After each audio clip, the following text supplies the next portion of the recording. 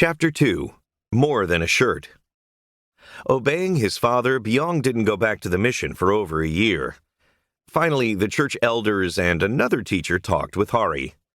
After a few visits, Hari agreed to let Byang attend the school every afternoon after a morning of work on the farm. But he was not going to pay for any school fees, so Byang worked part-time at the school in the evenings. This taught Byang to make the most of his time. By studying hard, he ranked first in his class. On November 21st, 1948, after Byang had learned more about Jesus, the local pastor, Raymond Vinker, baptized him together with about 300 other people. Pastor Vinker gave Byang a new name, Henry, which he kept as his middle name. As he continued to grow and study, Byang started to teach Sunday school and became involved in Christian organizations such as the Boys' Brigade and Youth for Christ. Later, however, he confessed that his life had not fully changed, and his lifestyle seemed to contradict what he was saying. All this began to change in 1953 when two visiting pastors spoke at his church for a week. "The Holy Spirit convicted us of our selfishness," Byang wrote. "Nearly 1,000 men and women wept for their sins. With my heart breaking within me and tears streaming down my face, I went forward to confess my sins before the Lord and His people." To show his thankfulness for God's forgiveness, Byang took off his shirt and laid it next to the offerings of clothes, money, goats, and grain that other people were making. It was a huge gift because it was the better of the two shirts he owned. But as he knelt to pray, he understood that Jesus didn't really want his shirt.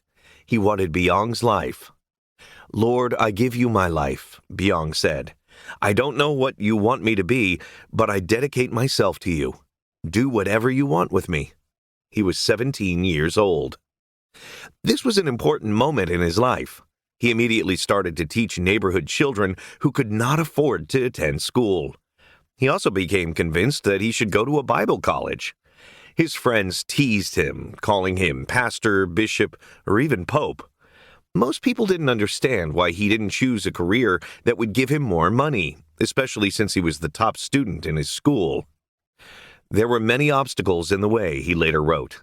"The scorn of family and friends, lack of money, and my own fears and doubts. But when I fully yielded to the Lord, everything worked out." The mission suggested that he attend a Bible college in Igbaja, about 300 miles south of Khoi. At first, Byang didn't even know how he would pay for the train ticket, let alone the school's fees. But he made arrangements anyway. In 1955, 1 week before his scheduled departure, he received a letter without a return address that included exactly enough money for the train. Soon after that, his pastor told him the church had agreed to pay for his school fees for the first year. In Igbaja, Byang began to think about marriage. After some time of thought and prayer, he realized the best wife for him was a young woman he had known since they were children, Juma Rahila. Unlike Byang, Juma had been raised a Christian from a young age by her grandmother Lydia, who taught her family the Bible every morning and evening.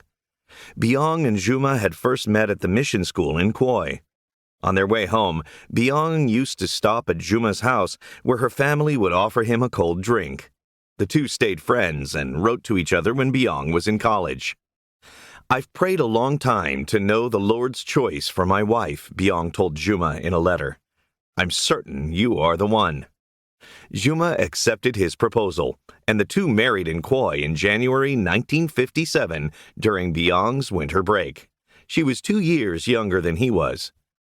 After the wedding, the couple traveled back to Igbaja, where Byang continued his studies.